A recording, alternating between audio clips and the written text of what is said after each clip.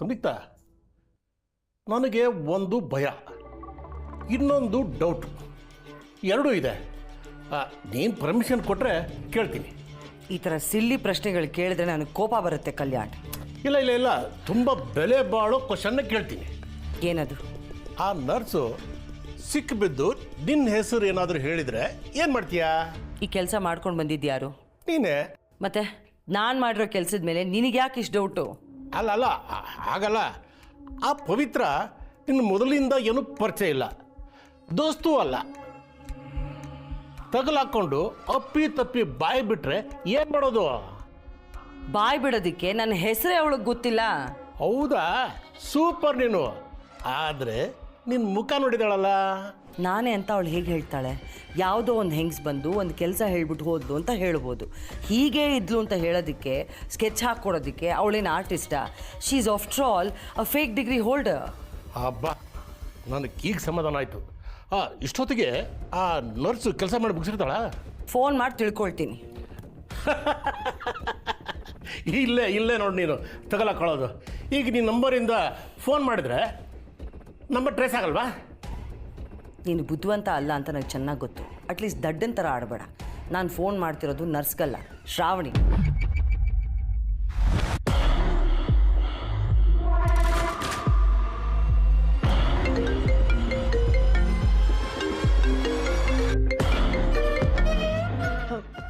Madam, ಇದು ICU. ಇಲ್ಲಿ ಮಾತಾಡೋಂಗಿಲ್ಲ, ಹೊರಗಡೆ ಹೋಗಿ ಮಾತಾಡ್ತೀರಾ? ಆ್ಯಂಡ್ ನಿಮ್ಮ ಟೈಮ್ ಮುಗ್ದಿದೆ, ಪ್ಲೀಸ್ ಹೋಗಿ.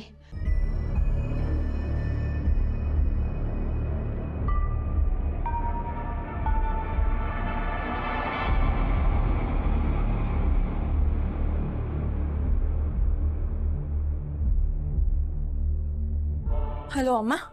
ಪುಟ್ಟ ಶ್ರಾವಣಿ, ನಿಮ್ಮ ದೊಡ್ಡಪ್ಪ ಈಗ ಹೇಗಿದ್ದಾರಮ್ಮ? ಹಾಗೇ ಇದ್ದಾರೆ ಅಮ್ಮ, ಸ್ವಲ್ಪನೂ ಬದಲಾವಣೆ ಇಲ್ಲ. ಛೇ, ಹೀಗಾಗಬಾರ್ದಿತ್ತು ಶ್ರಾವಣಿ. ಯಾವಾಗ ಅವ್ರಿಗೆ ಇಷ್ಟ ಆಗುತ್ತೋ ಅಂತ ನಾನು ಕಾಯ್ತಾ ಇದ್ದೀನಿ. ಆಮೇಲೆ ಏನೇ ಇದ್ದರೂ ನನಗೆ ಫೋನ್ ಮಾಡಿ ವಿಷಯ ತಿಳಿಸು ಪುಟ್ಟ. ಮುಜುಗರ ಮಾಡ್ಕೋಬೇಡ, ಆಯಿತಾ? ಸರಿನಮ್ಮ, ಥ್ಯಾಂಕ್ಸ್. ಇಷ್ಟಕ್ಕೆಲ್ಲ ಥ್ಯಾಂಕ್ಸ್ ಯಾಕೆ ಪುಟ್ಟ? ಪದೇ ಪದೇ ನಮ್ಮ ಮನೆ ಬಗ್ಗೆ, ನನ್ನ ದೊಡ್ಡಪ್ಪನ ಬಗ್ಗೆ ಇಷ್ಟೆಲ್ಲ ಕೇರ್ ಮಾಡ್ತೀರಲ್ವ, ಎಷ್ಟು ಥ್ಯಾಂಕ್ಸ್ ಹೇಳಿದ್ರು ಸಾಲಲ್ಲ. ಬೀಗರು ಅಂದಮೇಲೆ ಇಷ್ಟು ಮಾಡಲೇಬೇಕಲ್ಲ ಪುಟ್ಟ. ಪ್ರಭಾಕರ್ ಅವರು ಮೊದಲು ಯಾವ ಸ್ಥಿತಿಲಿ ಇದ್ರಲ್ಲ, ಅದೇ ಸ್ಥಿತಿಗೆ ವಾಪಸ್ ಬರಬೇಕು. ಅದನ್ನು ನಾನು ನೋಡಬೇಕು. ಶ್ರಾವಣಿ, ಸರಿ ಪುಟ್ಟ, ಯು ಟೇಕ್ ಕೇರ್. ಸರಿ ಅಮ್ಮ. ಅಲ್ಲ ಸಂಯುಕ್ತ, ಈ ಶ್ರಾವಣಿ ನಮ್ಮ ದಾರಿಗೆ ಕಲ್ಲು ಬಂಡೆ ಆಗಿದ್ದಾಳೆ. ಇಷ್ಟೆಲ್ಲ ಆದರೂ ಅವಳ ಜೊತೆಗೆ ಕೂಲಾಗಿ ನಗ್ತಾ ನಗ್ತಾ ಮಾತಾಡ್ತೀಯಲ್ಲ ನೀನು.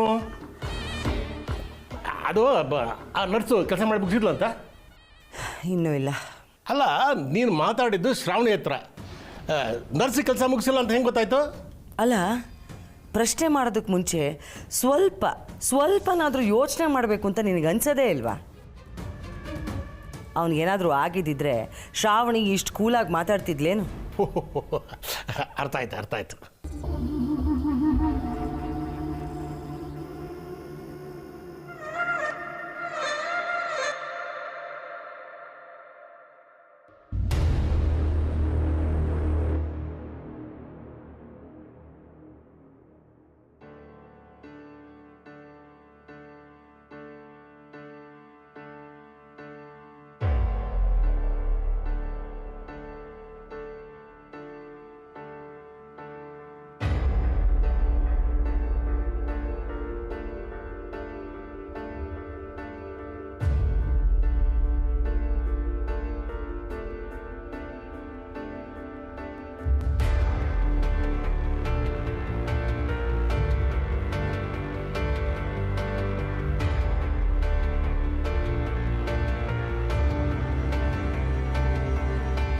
ನಿನ್ನ ಫೇಕ್ ಡಿಗ್ರಿ ಸರ್ಟಿಫಿಕೇಟ್ ಬಗ್ಗೆ ನೀನು ಒಪ್ಕೊಂಡ್ಬಿಟ್ರೆ ನಿನ್ನ ಜೈಲಿಗೆ ಹಾಕ್ಬಿಡ್ತಾರೆ.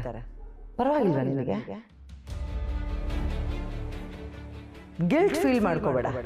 ಯಾಕೆಂದ್ರೆ ಕೈ ತುಂಬ ದುಡ್ಡು ಬರುತ್ತೆ, ನಿನ್ನ ಲೈಫ್ ಸ್ಟೈಲೇ ಚೇಂಜ್ ಆಗುತ್ತೆ. ಯಾಕೋ ಡಲ್ ಆಗಿದ್ದೀರಾ ಅಂತ ಕಾಣಿಸ್ತಾ ಇದೆ.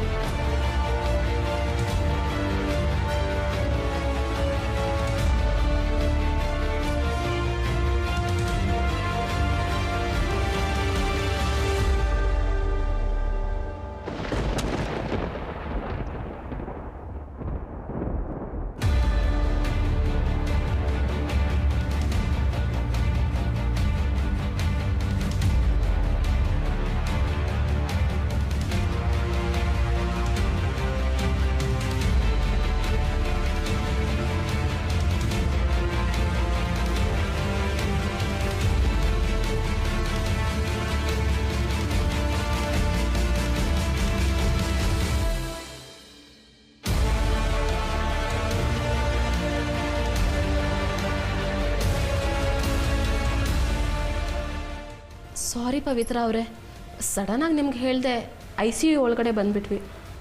ಪರವಾಗಿಲ್ಲ, ನಾನು ಅವ್ರಿಗೆ ಮೆಡಿಷನ್ ಕೊಡ್ತಿದ್ದೆ ಅಷ್ಟೇ.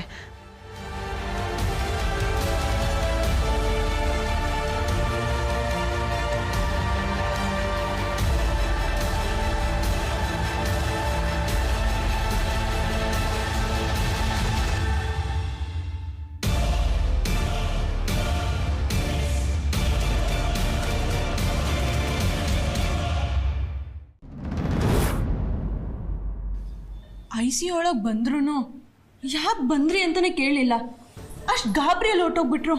ನನಗೂ ಹಾಗೆ ಅನ್ನಿಸ್ತು ಅಕ್ಕ. ಮೆಡಿಸಿನ್ ಕೊಡ್ತಾಯಿದ್ರು, ಮೆಡಿಸಿನ್ ಬಾಟಲ್ ಕೆಳಗಡೆ ಬಿತ್ತು, ಮತ್ತೆ ಮೆಡಿಸಿನ್ ಕೊಡದೆ ಹಾಗೆ ಹೋಗ್ಬಿಟ್ರು. ಅದು ಅಲ್ಲದೆ ಅವ್ರು ತುಂಬ ಭಯದಲ್ಲಿರಂಗಿದ್ರು ಅಕ್ಕ.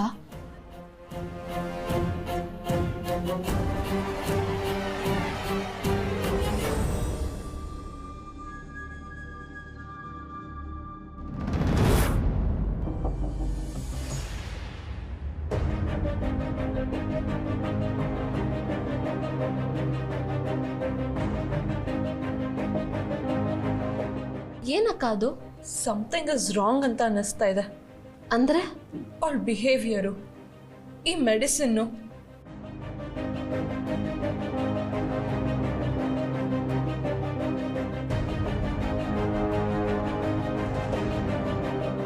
ನಿನ್ನ ವಾಟ್ಸಪ್ಗೊಂದು ಫೋಟೋ ಕಳಿಸಿದ್ದೀನಿ, ಅದೇನು ಅಂತ ನೋಡು. ಏನು ಫೋಟೋ ಅಕ್ಕ? ಒಂದು ಮೆಡಿಸಿನ್ ಫೋಟೋ, ಪ್ಲೀಸ್ ಅದೇನು ಅಂತ ನೋಡು ಬೇಗ. ಸರಿ ಇರು, ನಾನು ನೋಡ್ಬಿಟ್ಟು ಕಾಲ್ ಮಾಡ್ತೀನಿ ನಿಂಗೆ. ಸರಿ.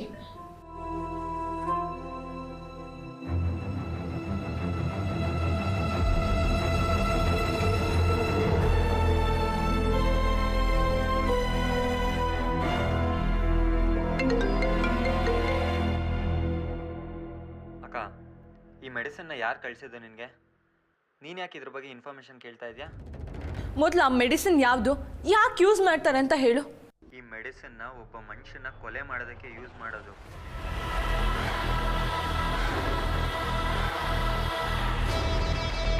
ಈ ಇಂಜೆಕ್ಷನನ್ನು ನಾವು ಯಾರಿಗಾನು ಇಂಜೆಕ್ಟ್ ಮಾಡಿದ್ರೆ ಅವರು 5 ನಿಮಿಷದಲ್ಲೇ ಸತ್ತೋಗ್ತಾರೆ. ಆಮೇಲೆ ನಾವು ಏನು ಮಾಡಿದ್ರೂ ಅವರನ್ನು ಬದುಕ್ಸೋಕ್ಕಾಗಲ್ಲ.